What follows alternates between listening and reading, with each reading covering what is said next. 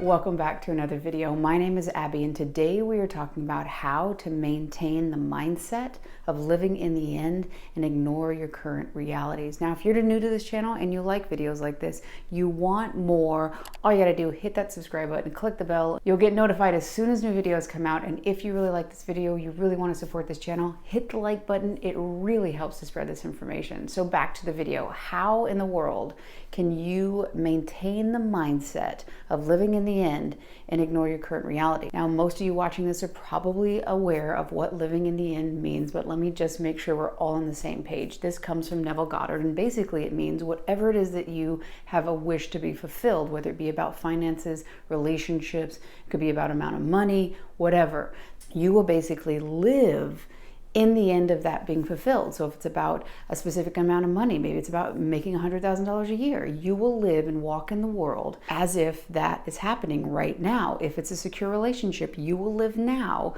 with that relationship already existing. So you walk through the world, you act, your whole assumptions of how you see the world, you operate as that person living in the end. You're going to take the end version, that dream magical version of you, and you're going to bring it to current day you. That sounds lovely, right? You're like, Abby, yes, that's great.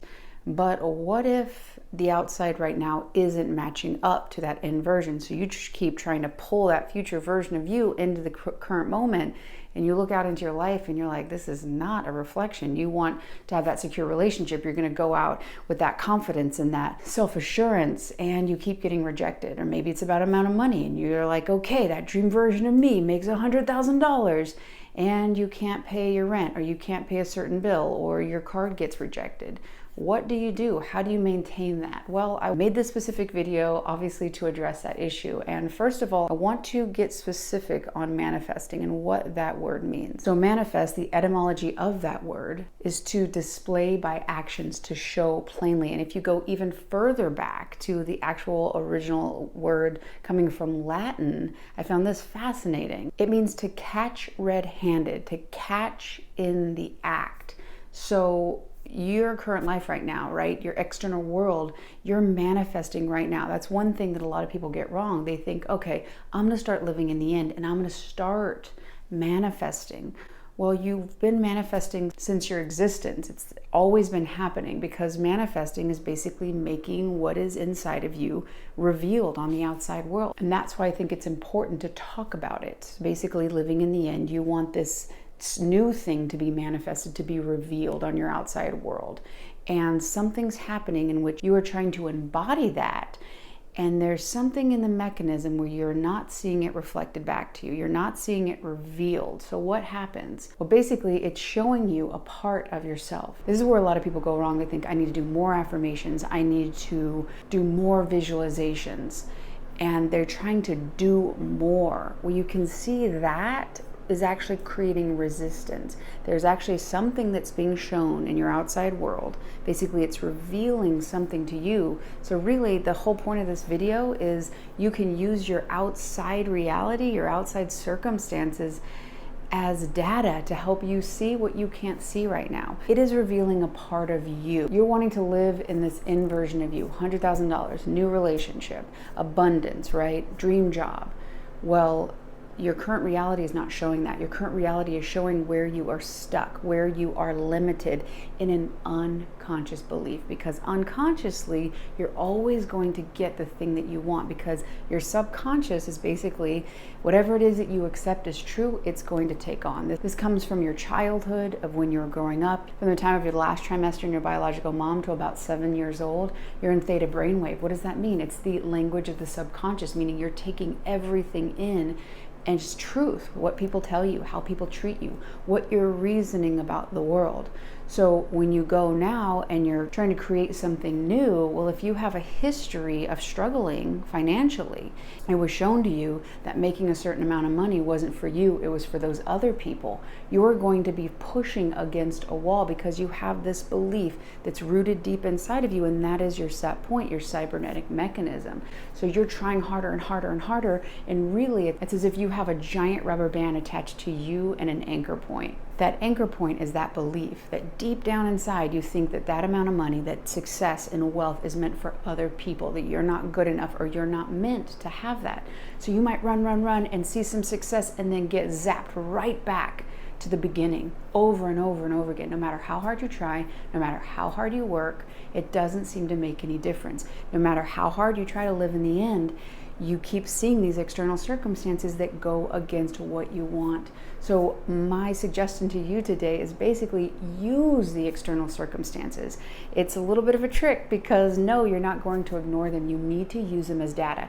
You don't want them to affect you and completely throw you off that you can have the thing you want, but you do need to observe them. What is it telling you? What feedback is it giving you? Where are you missing something in which you could use that data point, go into your unconscious, heal that, bring attention to it, and remove that anchor, cut that rubber band, so the effort you do is in direct proportion to your external circumstances changing, so you can be much more effective in the energy that you're putting out, and you no longer have that yo-yo, that spring back effect that you have right now. If you're currently in a situation in which you want to live in a specific end and you keep seeing circumstances outside of you conflicting the thing that you want, look and see what would you have to believe about yourself deep down in order for you to see that external circumstance. For instance, if it's a specific relationship and you really want that, and you want to live in that end, and you keep having this external rejection, what could it mean about you? Do you reject yourself? Do you believe that you are worthy of love? What were you shown about love? Were you shown that you are lovable? There's so many different things in which you could deep down believe. If you are scared that someone else is going to reject you, so you reject yourself first, you're actually going to be pushing away from that person, unknown to your conscious mind, unconsciously trying to keep yourself safe. If it's an amount of money and you believe that people who make a lot of money are evil or they're mean or they're selfish, you will try to keep yourself in a good light to be a good person and move away from the opportunities that would lead you to make a large amount of money because you think unconscious that you would be a bad person. So you're going to move away from it.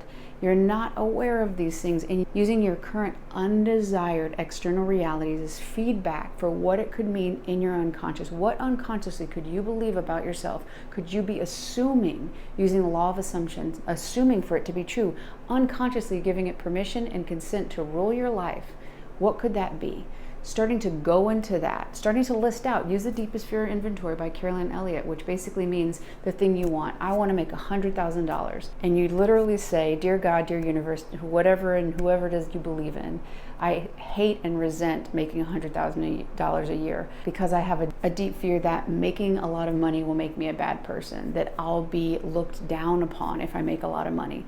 The more you do this and you bring out the awareness of what your fears are, you will cut the cords of those old rubber bands and free yourself so you can actually move in the world as you want and no longer be limited by reactions. You will actually be able to have a desire, move towards it, set that intention, and go forward and not be anchored to the thing that you don't want to experience. So yes, living in the end is a great technique, and using your current external circumstances as feedback on what you have not addressed unconsciously, using it as a way to navigate, to free yourself, cut those cords, and ultimately be able to live in your wish fulfilled because you deserve it. The more you get into your unconscious and bring it to your conscious awareness, the more truly you'll be able to live in the end. I really hope you've enjoyed this video. If you have, hit subscribe.